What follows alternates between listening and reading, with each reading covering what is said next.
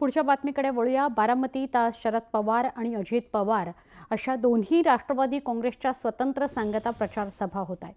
त्यामुळे शेवटच्या सभेत पवार काका पुतणे परस्परांविरोधात नेमकं भावनिक कार्ड खेळतात का याकडे फक्त बारामतीकरच नव्हे तर उभ्या महाराष्ट्राचं लक्ष आहे।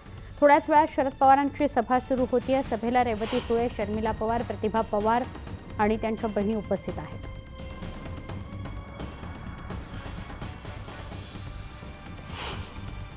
पहिली सभा होते, शांती सभा होते, युगेंद्र साहेबांची काय चांगलं आहे, वातावरण खूप चांगलं आहे, लोकांच्या मध्ये खूप जोश आणि उत्साह आहे, तुम्ही पाहताय।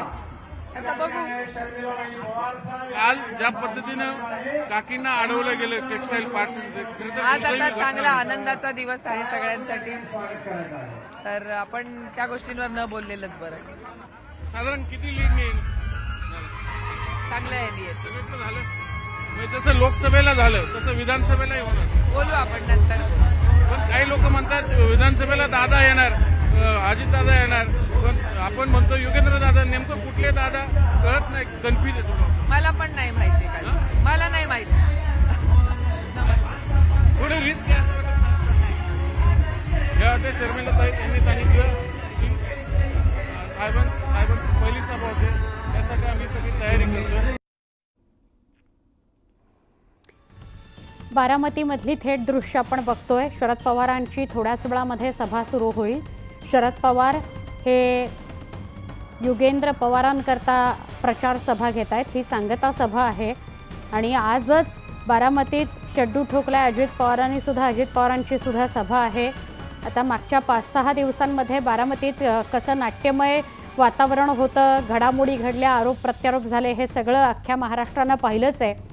आज शरद पवार सुद्धा आणि अजित पवार सुद्धा दोघेही काका पुतणे बारामतीतच आहेत आणि शरद पवारांची सभा सुद्धा काही वेळामध्ये सुरू होईल।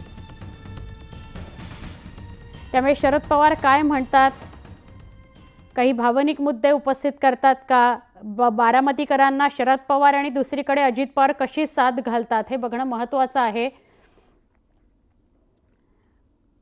की तोट्यात असलेली आमची एसटी आता फायद्यामध्ये आलेली आहे। एका बाजूला आपल्याला दिसतंय प्रचाराच्या तोफा आज थंडावतील। आता अलीकडच्या काळामध्ये आमच्या लाडक्या बहिणी तालुक्याला, जिल्ह्याला कुठे जायचं असेल तर आमच्या भाऊजींना सांगतात तुम्ही घरी बसा, तुम्ही गेले की तिकिटाचा खर्चही दुप्पट होतो, तिथे गेल्यानंतर पान तंबाखू खर्रा ठर्रा काय काय करून येता, पैसे बर्बाद करून येता, मी गेली तर अर्ध्याच तिकिटात जाते आणि घरचे पैसे वापस घेऊन येते। त्यामुळे माझ्या लाडक्या बहिणीच आज या ठिकाणी प्रवास करतायत आणि सरकारला दुवा देत आहेत। आज आमच्या लाडक्या बहिणींना 3 सिलेंडर मोफत देण्याचा निर्णय आपण केला आणि त्यासोबत सगळ्यात महत्त्वाचं म्हणजे मुख्यमंत्री माझी लाडकी बहीण योजना, ज्या योजनेच्या अंतर्गत लाडक्या बहिणींच्या खात्यामध्ये 1500 रुपये आपण जमा करतोय।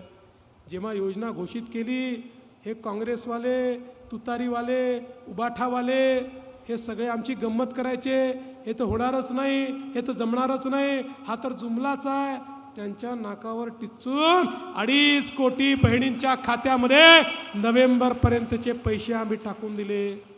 पण मला माझ्या बहिणींना सांगायचं आहे, बहिणींनो, जसे आम्ही तुमचे सख्खे भाऊ आहोत, तुमचे काही सावत्र भाऊ देखील मार्केटमध्ये फिरतायत, तुमच्या योजना बंद करण्याचा प्रयत्न करतायत, अशाच सावत्र भावांनी म्हणजे सुनील केदारांचे पूर्व विधानसभा निवडणुकीच्या प्रचाराच्या शेवटच्या दिवशी गोंदियातील मोरगाव अर्जुनी विधानसभेचे महायुतीचे उमेदवार राजकुमार बडोले यांच्या प्रचारार्थ केंद्रीय मंत्री नितीन गडकरींनी सभा घेतली। यावेळी गडकरींनी राजकुमार बडोले हा माझा विश्वासू कार्यकर्ता आहे, त्याला मी महायुतीतल्या घड्याळ चिन्हावर लढण्यास सांगितलं, त्यामुळे त्याला रेकॉर्ड ब्रेक मतांनी निवडून द्या असं गडकरींनी मतदारांना आवाहन केलेलं आहे।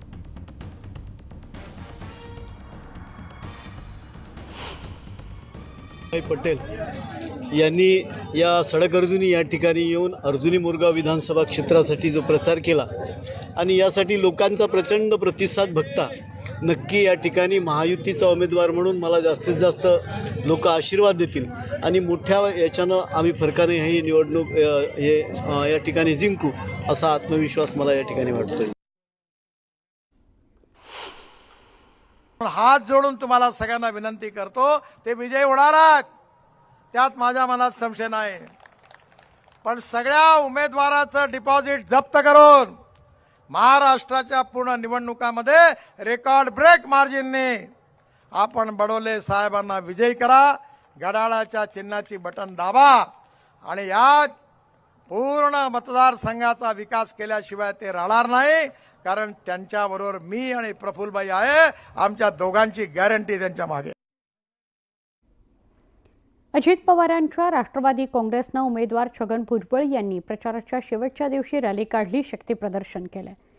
मी 1,00,000 मतांनी निवडून येणार आहे असा दावा भुजबळांनी केलाय. एवढ्यात छगन भुजबळ यांचा शरद पवारांच्या राष्ट्रवादी काँग्रेसचे माणिकराव शिंदे यांच्याशी सामना होतोय.